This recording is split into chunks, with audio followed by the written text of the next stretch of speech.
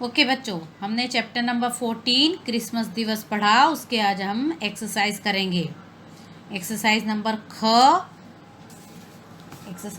ख है, वो हम करेंगे 94 पेज पर। एमसीक्यूज दिए गए प्रश्नों के लिए उत्तर का सही विकल्प चुनिए। जो क्वेश्चन है उसके 3 ऑप्शंस, उसको आपको जो राइट उसके ऊपर राइट का निशान लगाना है। तो फर्स्ट वन, यीशु का जन्म कहाँ हुआ था? महल में, गौशाला में या हॉस्पिटल में? तो कहाँ हुआ था? आपको मैंने लेसन पढ़ा है, उसमें आपने सुना होगा कहाँ हुआ था। गौशाला में। नंबर 2, यीशु के जन्म की सूचना किसने दी? यीशु का जन्म हुआ था और उसकी सूचना यानी कि किसने बताया था कि यीशु का जन्म हुआ है? ब्राह्मण ने, राजा ने या देवदूत ने? तो राइट आंसर देवदूत ने। आगे है 3 नंबर, क्रिसमस के दिन किस धार्मिक स्थल को सजाया जाता है? कौन सा धार्मिक स्थल है जिसको हम क्रिसमस के दिन सजाते हैं? मंदिर को, गिरजाघर को या मस्जिद को? तो मंदिर तो हिंदुओं का मंदिर होता है, मस्जिद मुस्लिम का होता है, तो गिरजाघर यानी क्रिश्चियनों का मंदिर, उनको सजाया जाता है। तो राइट आंसर गिरजाघर। आगे भाषा की बात। भाषा की बात में देखो बच्चों, इन वाक्यों को पढ़ो और रेखांकित शब्दों को ध्यान दो। रेखांकित यानी जो अंडरलाइन किए हुए हैं उसको ध्यान देना है। और ये है वर्ब। वर्ब यानी हिंदी में इसे कहते हैं क्रिया। जो काम, जिस वर्ड से ये पता चलता है कि कुछ काम हो रहा है, जो वर्ड हमको ये बताता है, जो शब्द हमको ये बताता है कि कुछ काम हो रहा है, उसे क्रिया कहते हैं। और इंग्लिश में वो वर्ब होता है, हिंदी में होता है क्रिया।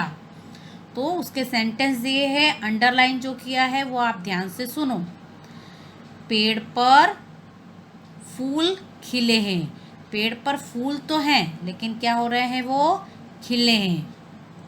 सेकंड है, मम्मी खाना बना रही है। मम्मी खाना क्या कर रही है? बना रही है। बनाना मतलब कुछ काम हो रहा है ना यहाँ पर। थर्ड नंबर, मैं पुस्तक पढ़ रही हूँ। मैं पुस्तक क्या कर रही हूँ? मैं पढ़ रही हूँ।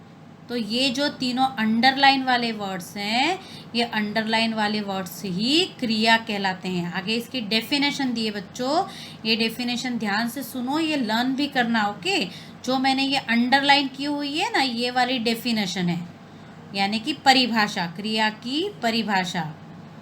आप देखेंगे कि रेखांकित शब्दों से यानी अंडरलाइन शब्दों से किसी काम के होने या करने का पता चलता है। इन शब्दों को ही क्रिया कहते हैं। जो शब्द हमको ये शब्द बताता है कि कुछ काम हो रहा है, जैसे तीनों अंडरलाइन वाले शब्द देखो, इसमें पता चल रहा है ना कि कोई काम हो रहा है, तो यही वाले शब्दों को हम क्रिया कहते हैं। किसी काम के होने या करने का पता चलता है, इन शब्दों को ही हम क्या कहते हैं?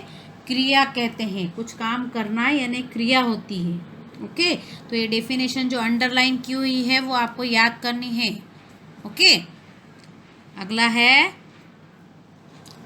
पेज नंबर 95 पर क नंबर की एक्सरसाइज। नीचे लिखे वाक्यों से क्रिया शब्द अलग करके लिखो।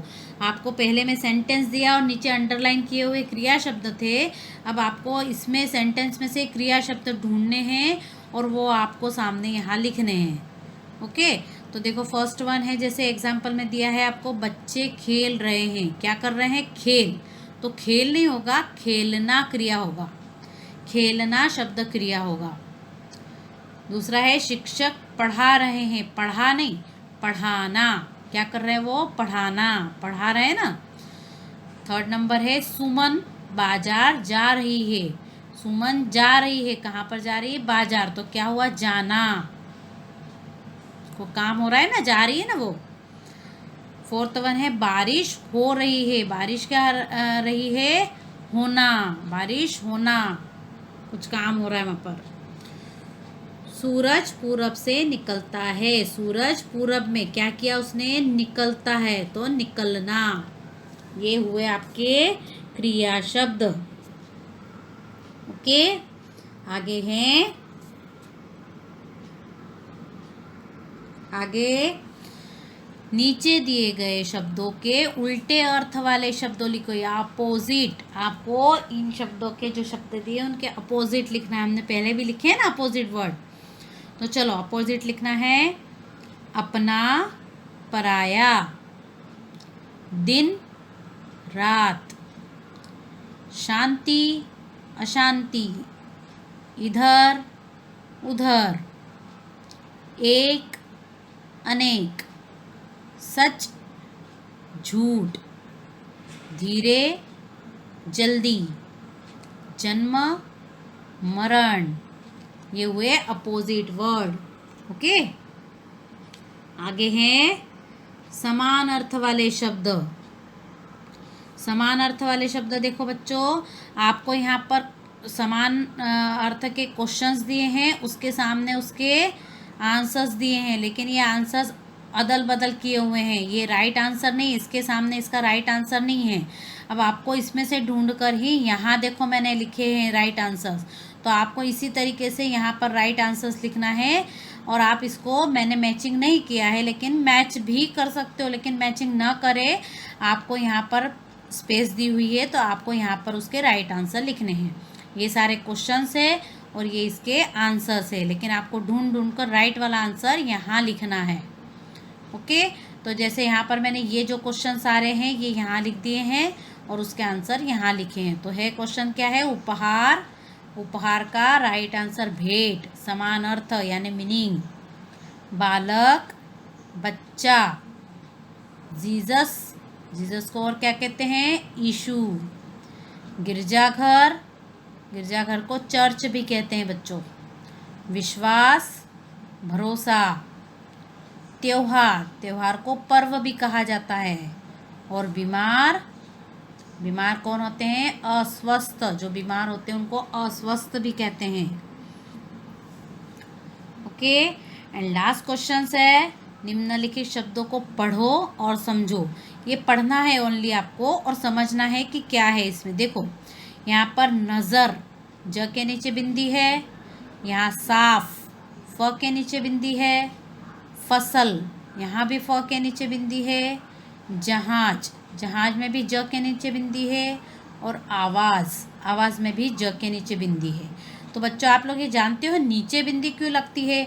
जैसे अम की मात्रा होती हो तो वर्ड के यहाँ ऊपर लगेगी, लेकिन जो नीचे बिंदी लगी है, ये नीचे बिंदी को क्या कहते हैं आपको पता है, तो ज और फ के नीचे लगी बिंदी को नुक्ता कहते हैं। इन बिंदी अगर ये केवल ये ज और फ के नीचे ही होती है बच्चों, तो ज और फ के नीचे जो बिंदी होती है उनको कहते हैं नुक्ता। क्या कहेंगे उसको, नुक्ता वर्ड बोलेंगे। ओके, है समझ में। अभी चैप्टर इज फिनिश। अब आपको पूरा कोर्स भी आपका फिनिश होता है। 14 चैप्टर तक के अच्छे आपको CW में और टेक्स्ट बुक पूरी कर लेना है। CW भी आपको क्वेश्चन आंसर्स और मीनिंग्स PDF फॉर्म में मिलेंगे, वो आपको CW में लिखना है और टेक्स्ट बुक कंप्लीट कर लेनी है। Okay, bye.